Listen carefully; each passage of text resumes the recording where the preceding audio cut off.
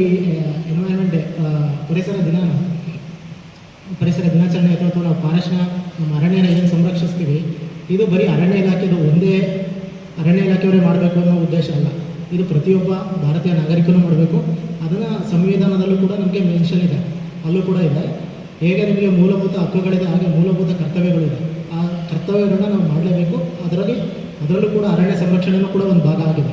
ಅದನ್ನು ತಾವೆಲ್ಲ ನೋಡ್ಬೋದು. ಸೊ ಈ ಥರ ನಮ್ಮ ಸಂವಿಧಾನದಲ್ಲೂ ಕೂಡ ಅರಣ್ಯಕ್ಕೆ ತುಂಬ ಮಹತ್ವವನ್ನು ನೀಡಿದ್ದಾರೆ. ಹಾಗಾಗಿ ಇದು ಏನಂದರೆ ಇದು